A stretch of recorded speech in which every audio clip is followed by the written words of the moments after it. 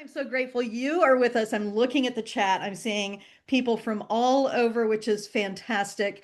It's so good of you to come on live because I just I just love for you to realize that you are part of a community. Sometimes, it's not clear that we are connected through the Worship Design Studio in some very powerful ways. And I'm so deeply grateful for all of you and who you are, what you do. But thank you for all that you do to prepare spiritual journeys through worship and through small groups and other things for your congregation. And I am so excited to be with you today. We are going to get to the Get Ready webinar for the brand new Lent series called The Way. Now, I say it's brand new. It's been in the DIY library for a long time, which is subscribers only. And I've been wanting to flesh it out into a fully scripted series for years and years. And I finally did this year, and I'm super excited about it. And maybe I say this every year. I haven't been this excited about a Lent series, and anyway, it's super cool. I think the themes are going to be very touching for your congregation and just what we need. But you may have decided already, especially subscribers, you have access to everything. You may have decided on a different series, or some of you may have already purchased an a la carte series that's different from the way. So I'm just going to do a little bit about the library, the Lent library, highlight a couple of things. One of the series that is this lectionary year, and another series that is part of our Small Bites, Big Flavor curriculum that some of you are participating in, especially for small churches. And so let's get started and we'll get into it because we've got a lot to talk about. In my yearly worship planning retreat, which this year was online and was called Storyboarding the Journey, we talked deeply about Lent. Subscribers, you have access to this. So if you want to go into the particulars of the history and the theology of Lent, I spent way more time at that. But let me just say a couple of things about the season. You know, the second century church, before the second century, it was just Sundays, right? There wasn't any particular recognition of a particular feast day, let's call it, right? But in the second century, they began to celebrate on a particular day, the 14th of Nisan, that's the Jewish calendar, not the car. They began to celebrate Easter, Pascha, although every Sunday is still considered a little Easter, and that's why we don't, in the calculation of 40 days, count the Sundays as part of the days of Lent. And originally, that one service, the celebrating the resurrection, was also a unitive celebration of the whole of Jesus' death and resurrection and the time par excellence for baptisms. Now, Lent then, like it did for Advent, Christmas, Epiphany cycle, Lent was developed in the centuries afterwards and really solidified by the fourth century as a preparation for those catechumens for their baptism on Easter morning or Easter night in the Easter Vigil. And so that is the origins of the development of the season of Lent. It did not originate as a solely penitential kind of series of weeks or that focus just on penitence, on turning around, on repentance, that kind of thing. But it was originally that preparation for those who would become baptized. And so repentance was part of it, but it wasn't the main flavor of the season until after the fourth century, and Christianity got legal, came out of the closet, so to speak. It became a season that needed more of a reason because there were less and less catechumens going through that long preparation for their baptisms. And so, we see by the 10th, 9th, 10th, and 11th century when Ash Wednesday is actually an edict from the Pope. Not until then do we really see the season kind of shifting to this repentance flavor. And that goes along with the rise of the monastic tradition. And so a lot of rituals and theology were developed along those lines for Lent, which means all of this to say, which means that Lent can be a much fuller season theologically than sometimes we think of it. Contemplation really is a flavor of it, but it doesn't all have to be about repentance. So let's take a look at some of the ideas behind what Lent can mean for us. Now, I teach the liturgical year as the scriptures and the theology in conversation with our human yearning. And so in Lent, I think we have a deep human yearning, no matter what tradition you are, no matter what religion you are or no religion. We have a human yearning to be fully known, to be accepted for who we are, to be transparent, to perhaps start over, get a do-over in some ways. And so Lent is a really great time for us in our churches to ask what are the deep questions that we as humans deal with, that we as congregation members, but what are the deep questions that the world is dealing with? And for my new one, of course, what's next and discernment and figuring out where to go and what to do in this moment in history is really the bedrock of that. But also, how do we deal with the grief of loss? And that loss can be in many, many different ways. But the Lent season, as I have developed it over time, has answered many more questions, theological questions or themes. Preparation for baptism, a journey to new life. Of course, this is the most ancient theological focus for Lent. Being claimed, named, adopted, washed. This comes from that baptism kind of focus as well. Journey, follower, path, wilderness wandering, these have all been important Lent themes, and certainly my new series is very much in that theological focus. Conversion, change, turning around, new start. Of course, that is also part of Lent. Getting right, having integrity, discerning next steps, slowing down, contemplation, cocooning, preparing for the transformation of new life. These are all themes that are, wonderful themes to explore and also wonderful themes over time. And that's why in the Worship Design Studio, it has always been my philosophy, it's always been my theology that we as worship designers are meant to give our congregation a depth and a breadth of theological learning and worshiping and understanding who God is, relationship with God, which is primarily what worship is about, and do it in a way that really expands. Every year we expand how we understand our faith and our faith journey. So over time, this is year 11 for me doing a fully scripted worship series. Over time, I have brought out those themes in many different ways, and you see here sort of 9 of them. I'm going to pull out a couple in a moment that makes 11.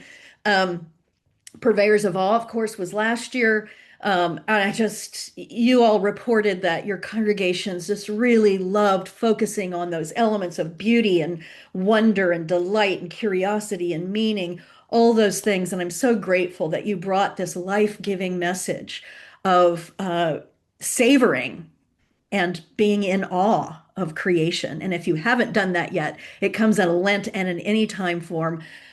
So you can do it anytime during the year if you'd like to. It's such an important piece of what my research is right at the moment. And I'm starting to do clergy retreats. I have my first one in just a couple of weeks based on this. And so if there are those of you who would like for your region to bring me in to do a retreat on being purveyors of awe and how your church can become a purveyor of awe and offer this richness to your community, I would love to come and be with you. Through the years, I have done various ones that pulled out these Lenten themes, some based on the lectionary, some not. Those of you who are subscribers in the Worship Design Studio, in the left menu, you just go to Subscriber Library and you will see everything. You'll see which ones are related to which Revised Common Lectionary years. You will see what's non-lectionary. Of course, if you don't follow the lectionary religiously, so to speak, then feel free to use a year C and year A kind of thing. So any of it can work at any time. All right, so friends, uh, highlights of these things, you will find them in the materials Those of you who are not subscribers, go to worshipdesignstudio.com/series, and you will see, you can click on any one of these and see an in-depth look at that. You can even see the Get Ready webinars that we have done, like the one I'm about to do for the Way, and really see what's inside and see if it's right for your community. I will tell you that maybe next year I'm going to super highlight this Entering the Passion of Jesus one that you see here on the left, picturing ourselves in the story, because that's the one that we did in 2020 that got interrupted by COVID.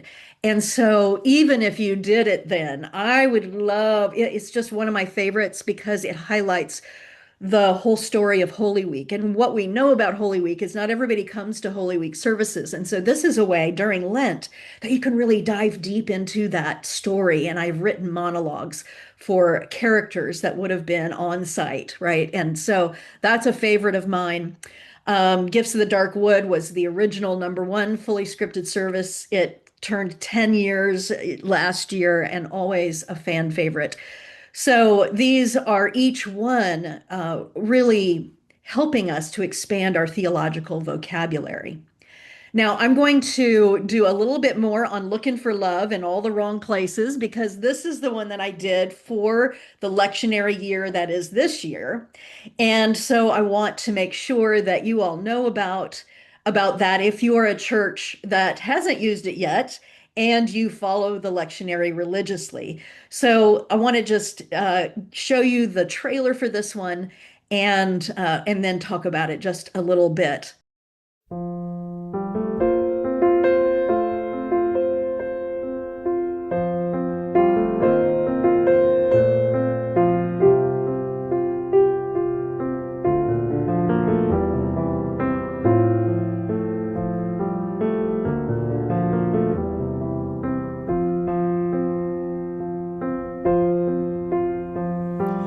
Hearts open, minds awake, change us now for heaven's sake. Leave us not alone in hatred's wake.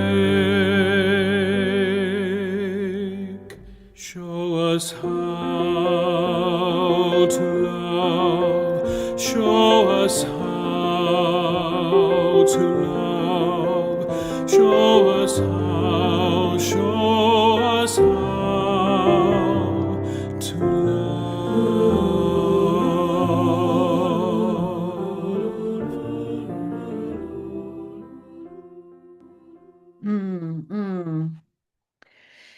Wow. So, friends, um, I am excited actually for those of you who will be using this older series, especially because show us how to love. It's a message. It's a message for today, right? It's a message for any year, but I think especially in this moment, we are needing to be reminded how we can love deeply in this moment for the sake of the world. And so, if you're going to be doing this series, yay, as you can see, the anchor image, what I call, for those of you who are new to Worship Design Studio, what I call the anchor image or the main metaphor is Scrabble, mainly because Scrabble is this game where you're trying to fit things together, you're trying to make sense, you're trying to make words. And so that Scrabble letters in love and all of the different titles of each service, we have created images with Scrabble letters, and you do that in the children's time. You use that.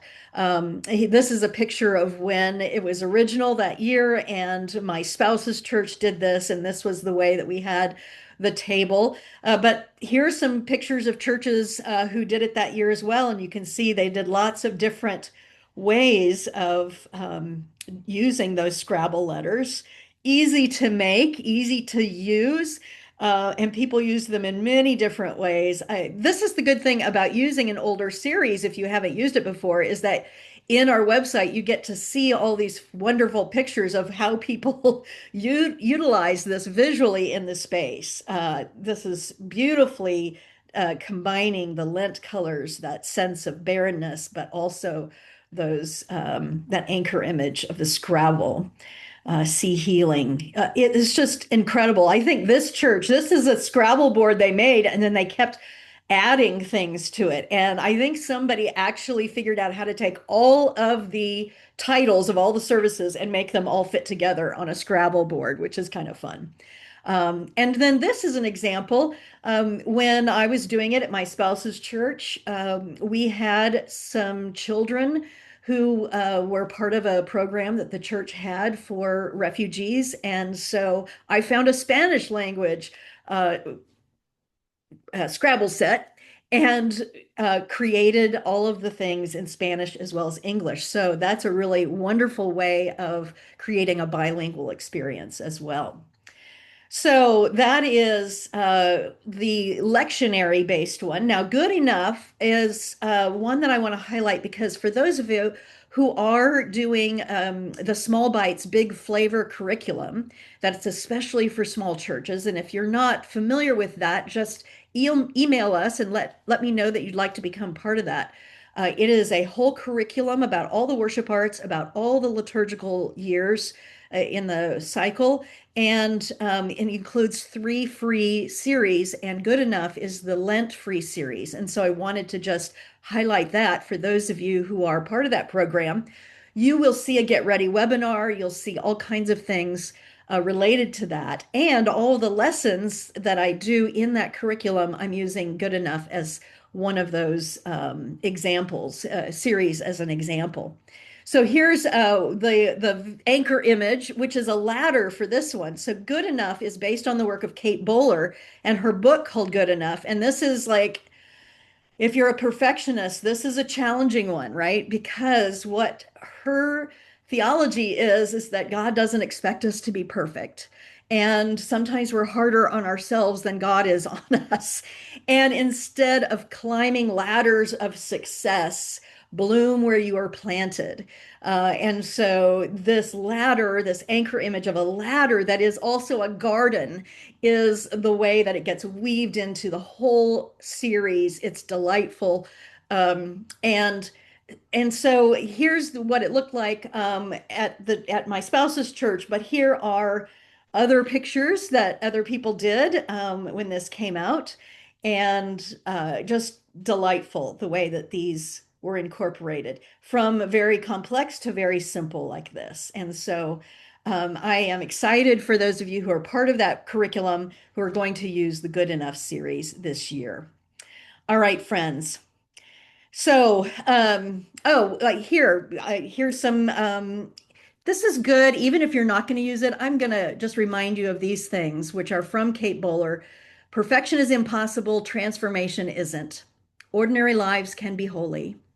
So much is out of our control. Oh, Lord, have mercy. Oh, yeah. Well, that was the understatement of the year. Lots of things can be medicine. We often believe that we are the problem. We are fragile, and it's okay to admit that, to accept that, and to ask for help. You are a group project, meaning that community is essential. Each one of us is a group project. We cannot survive without one another. We are blessed regardless. Even today, God is here, and somehow that is good enough. That's our Good Friday service, and that is so very true. Is even in the worst possible situation, even in the midst of terror and disappointment and grief, God is here, and that's good enough. And then Easter, a good enough faith. So just terrific messages. I hope that I'm not looking at the chat right now, but I hope those of you who have done this are saying how it went at your church in the chat. Um, then I just wanted to point out before we get to the way um, that for Holy Week, I have several things available that are standalone. So no matter what series you're doing, and each one of these has a recorded component that you could use. Um, there is the Ritual 3 Anointings that focuses on oil, and you can use that in your sanctuary, or you can send it to your folks to use at home. You can use it on Zoom. It was prepared and recorded during lockdown, so that's why It's there and ready for you to use in any way. So it could be a little extra besides what you do in your sanctuary. Poured out elements of a resurrection. This is a drama.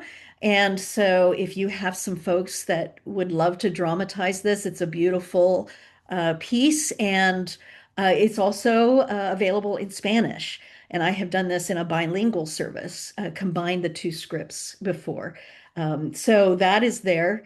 And Stations of the Cross is another piece that I created that you can both use as it live in your space or actually just send out the recording of it for your folks. Okay, so there's lots of resources in the Worship Design Studio for Lent. Let's take a look at these themes. So, pilgrimage is spiritual practice. We're all on a journey alone and together, and our holy encounter with ourselves, each other, and the divine. And the movie brings out all three of those encounters. The encounter, especially within Martin Sheen's character, the encounter with others along the way, that begin to reveal more to each one of them, and encounter with God as part of the journey.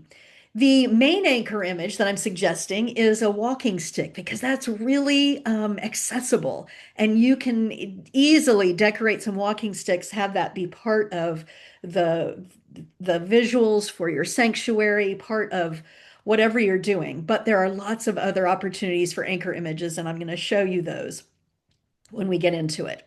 So, this is the series synopsis. Now, those of you who've been with me for a long time in the Worship Design Studio know that I write synopses. And this is there's a lot of really good reasons for doing that. But the synopses that I write about the series and about each one of the services end up in each service as a way of focusing us, especially in the threshold moment, helping us to know what the journey is. So Lent is a time of reflection, and there's nothing like pilgrimage to conjure that up. Making intentional journeys has been a ritual of humankind across time and traditions. Inspired by passages in the Judeo-Christian scriptures that talk about the journeys, roads, and pathways of life, we will make our way together through this season.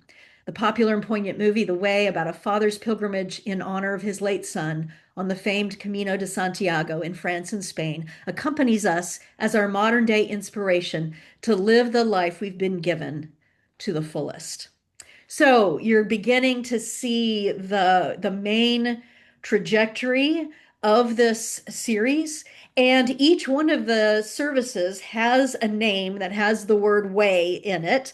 And that's also how I curated scriptures for this, was studying and diving deep into, which is what I do whenever I create a non-lectionary series, but those scriptures that help us to enter into that theological theme of journeying, which is all through the scriptures, Hebrew Bible, Second Testament.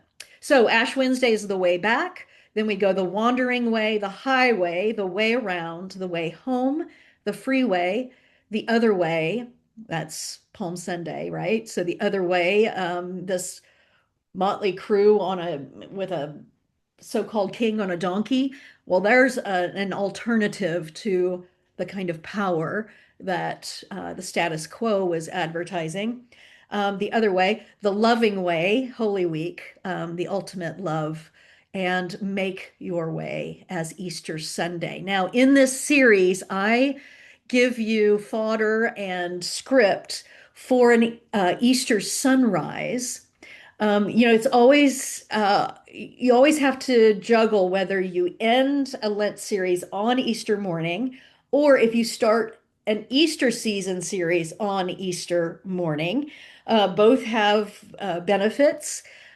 So what I've done is I have created an Easter sunrise service for you, and you can easily take those pieces. And if you want Easter Sunday to be this series rather than starting a new series, on Easter Sunday, then you can easily take those bits that I created for Easter sunrise and put them on Easter Sunday morning. But Easter sunrise is really the Protestant version, mainstream Protestant version of the Easter Vigil. And so that's what I decided to do, is have this journey wrap up when that sun comes up. And just like finding our way to in that journey and arriving finally at the church at the end of that pilgrimage, we find our sunrise as the end of this pilgrimage. But of course, you can do what you like with that with Easter Sunday. Okay, so let's watch the trailer for this, and then I'll get into the materials.